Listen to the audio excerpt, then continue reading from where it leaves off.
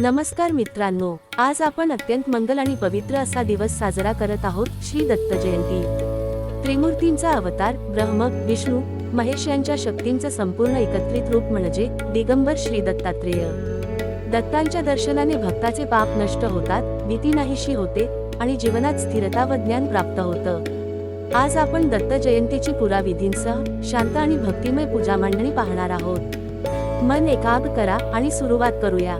आणि अत्यंत महत्त्वाचे म्हणजे या वर्षी दत्त जयंती गुरुवार आले, भक्तासाठी योग खूपच चांगला आहे। चला तर मग बघूया पूजा मांडणी। पूजेच्या आधी घरात पूर्ण स्वच्छता करणे अत्यंत महत्त्वाचे मानले जाते। जिथे आपण पूजा करणार आहोत ती जागा शक्यतो पूर्व किंवा उत्तर दिशेला असावी। त्या जागी एक स्वच्छ पांढरा, पिवळा किंवा केसरी कपाळ अंथरा।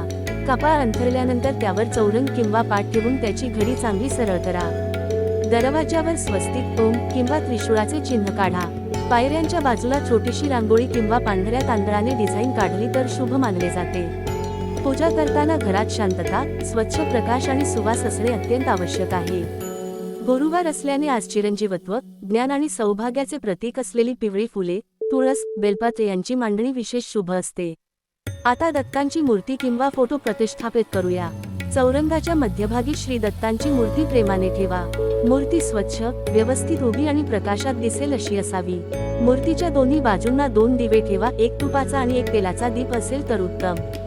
दीपाजवळ फुलांची लहान वाटी ठेवा। समोर तुळशीचे छोटे रोप ठेवले तर पूजेची ऊर्जा वाढते।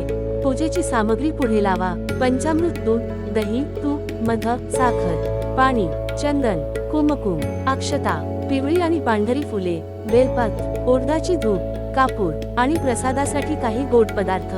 मूर्तीसमोर बसताना पाठ सरळ ठेवून मन शांत करून भक्तिभावात प्रवेश करा। दीप प्रज्वलित करून पूजेला सुरुवात करा। प्रथम तांदळाचा एक छोटा कोपरा बनवून त्यावर कलश ठेवावा। कलशावर नारळ आणि पिवळा फुलांचा गजरा ठेवला तर ते अत्यंत शुभ मानले जाते। आता दत्तांना स्नान दाखवूया। पंचामृताचे पात्र उंच धरून मनात म्हणा, हे दत्त प्रभो, या पंचामृत स्नानाने माझ्या मनातील सर्व अशुद्धी दूर होवो। नंतर स्वच्छ पाण्याने अभिषेक दाखवा। अभिषेकानंतर पांढरे आणि पिवळे फुलांचे तुषार अर्पण करा। आता चंदनाचा टिळा लावा, कुमकुम लावा आणि अक्षता अर्पण करा। यावेळी मनपूर्वक आपल्या मनातील इच्छा दत्तांच्या चरणी अर्पण करा। दत्त जयंतीला केलेली इच्छा विशेष फलदायी मानली जाते। नंतर उडदाच्या धुपाने धूप दाखवा। धुपाची सुवासिक लहर मनातील नकारात्मकता दूर करते असे शास्त्र सांगते। कापूर प्रज्वलित करून पूजा अधिक मंगलमय करा। कापूर म्हणजे संपूर्ण अहंकार जाळून टाकणारी क्रिया। हे गुरुदेव, माझ्यातील अहंकार, चिंता, भीती सर्व नष्ट करा असे मनात म्हणा। आता दत्तांचा मंत्र जपूया। हात जोडून, डोळे मिटून मंत्र जपा।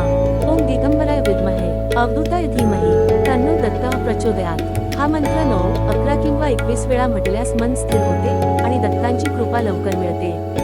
जप शांत, एकसारखा आणि हळू असावा। आता आपण दत्तांची कापूर आरती करूया। कापूर पेटवून मूर्तीसमोर घेऊन सौम्य गोलाकार फिरवा। आरती करताना मनात म्हणा, हे श्री दिगंबर दत्त, माझ्या परिवारावर आशीर्वादाचा हात ठेवा। अडचणी दूर करा, सुख समाधान द्या, ज्ञान, धैर्य आणि सद्बुद्धीची कृपा असू द्या। आरतीनंतर कुटुंबातील सर्वांनी प्रसाद घ्यावा। आजच्या दिवशी तूप, साखरेचा प्रसाद किंवा केळी अर्पण करणे अत्यंत शुभ मानले जाते। दत्त जयंतीला केलेली पूजा ही फक्त एक विधी नसते, ती मनाशी, आत्म्याशी आणि दैवी शक्तीशी जोडणारी एक पवित्र प्रक्रिया असते।